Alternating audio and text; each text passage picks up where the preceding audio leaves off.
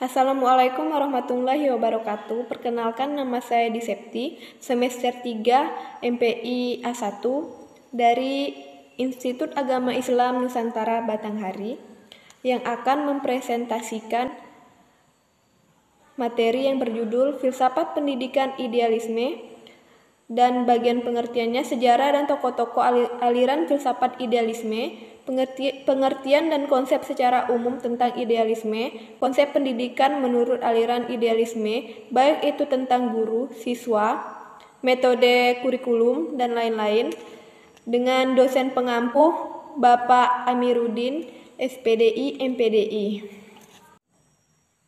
Sejarah filsafat idealisme berasal dari Plato, yaitu filsuf Yunani yang hidup pada tahun 427 sampai 347 SM. Istilah ini pertama kali digunakan oleh filosof ahli matematika Jerman G. W. Leibniz pada awal abad ke-18 yang merujuk pada pemikiran Plato dan membedakannya dengan empirisme. Tokoh aliran filsafat idealisme yaitu Plato, Ella, Hegel, David Hume, dan Al-Ghazali. Idealisme diambil dari bahasa Latin yaitu idea yang berarti pikiran, ide, dan gagasan. Pengertian dan konsep secara umum tentang idealisme.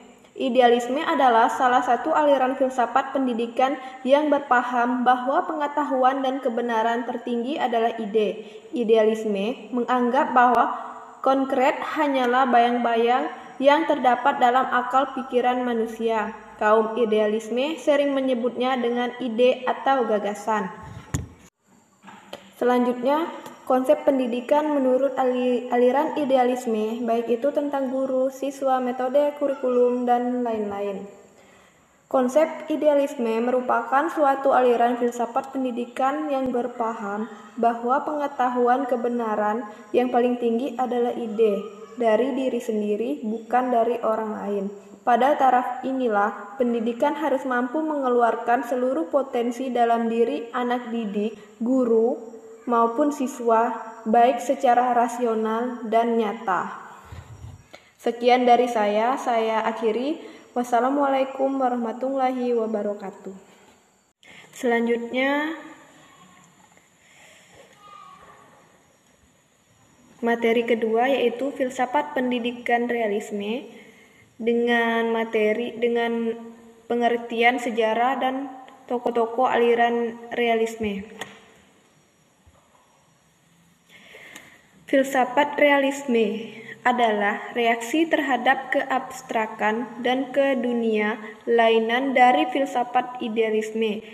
Yang dimaksud dari kedua lainnya adalah filsafat realisme adalah lawan dari filsafat idealisme. Pandangan realisme bahwa objek-objek ini merupakan hal yang nyata dan berada sendiri tanpa bersandar pada pengetahuan yang lain atau kesadaran akal. Dalam filsafat pendidikan, realisme mendefinisikan dirinya sebagai aliran filsafat pendidikan dalam 3 kategori. Yang pertama, konsepsi metafisika, kedua, konsepsi epistemologi, ketiga, konsepsi aksiologi realisme. Pemikiran tokoh filsafat pendidikan. 1. Filsafat Aristoteles. Konsep pemikiran Aristoteles berkembang dalam 3 tahapan yaitu 1. Ketika masih belajar di Akademi Plato, gagasan Aristoteles masih sangat dekat dengan gurunya. 2. Ketika dirinya mengungsi. 3. Ketika sedang memimpin Lyceum mencakup 6 karya tulis dirinya yang membahas tentang logika dianggap sebagai karya-karyanya yang paling penting. Selanjutnya kedua, Johann Arminius mengemukakan bahwa setiap manusia harus berusaha mencapai 2 tujuan. Yang pertama adalah keselamatan dan kebahagiaan hidup yang abadi, dan yang kedua, keadaan dunia yang sejahtera dan damai. 3. William Amici Catman. William adalah seorang yang mengikuti aliran Aristoteles dan Thomas Aquina, berkarakter pada metafisik dan epistemologi. Tujuan dari pendidikan adalah untuk membentuk keselamatan dan kebahagiaan jasmani dan rohani. Tokoh-tokoh realisme 1. Prancis Fajon. Industri adalah kumpulan-kumpulan data tentang filsafat. Tentang filsafat, data harus dicuci dan perbedaan harus didapat. 2. John Locke. Menurut John Locke, pendidikan harus sama seperti yang diekspresikan di dalam buku. Beberapa pemikiran yang tidak spesifik atau tidak teoris, frekuensinya hanya dalam epistemologi, dan mereka merupakan gagasan praktis tentang kelakuan, kemalasan, penghargaan, dan hukuman. 3.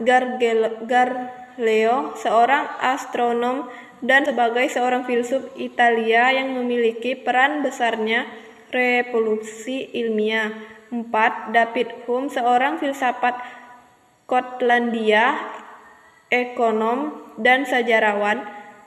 David Hume dimasukkan sebagai salah satu figur terpenting dalam filosof barat dan pencerahan Skotlandia. Sebagai sejarawan, David Hume menerima penghargaan yang sangat besar. 5. John Stuart Mill merupakan pendiri tokoh terpenting dalam aliran tersebut.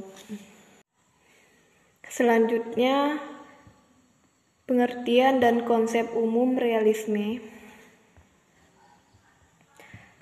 Pengertian filsafat realisme ialah pandangan bahwa objek-objek indera adalah real dan berada sendiri tanpa disadarkan dan tanpa pengetahuan lain atau kesadaran akal. Pada prinsipnya, realisme memandang hakikat, wujud atau nyata atau realitas terdiri atas dunia fisik dan rohani atau dualitas.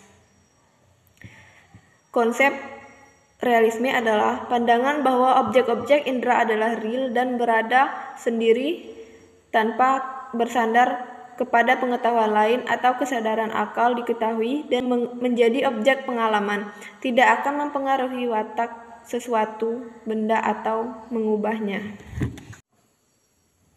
Selanjutnya, konsep pengertian menurut aliran realisme, baik itu tentang guru, siswa, metode, kurikulum, dan lain-lain. Konsep pendidikan berikut ini, kita akan membahas konsep pendidikan mengenai pengertian pendidikan dan gambaran pendidikan menurut masing-masing bentuk aliran realisme. Konsep-konsepnya yaitu yang pertama, 1. Realisme rasional, yang berpandangan bahwa manusia sebenarnya memiliki ciri rasional. Dengan demikian, manusia dapat menjangkau kebenaran umum. Eksistensi Tuhan merupakan penyebab pertama dan utama realitas alam semesta. Memperhatikan intelektual adalah bentuk penting, bukan saja sebagai tujuan melainkan sebagai alat untuk memecahkan masalah. Selanjutnya yang kedua, realisme natural. Menurut realisme natural, pengetahuan yang diakui adalah pengetahuan yang diperoleh melalui pengalaman empiris dengan jalan observasi atau pengamatan indera. Para pengikut realisme natural mengikuti teori pengetahuan empirisme yang mengatakan pengalaman merupakan faktor fundamental dalam pengetahuan dan merupakan sumber pengetahuan manusia. Pendidikan berkaitan dengan dunia di sini dan sekarang. Dunia diatur oleh hukum alam. Pendidikan menurut aliran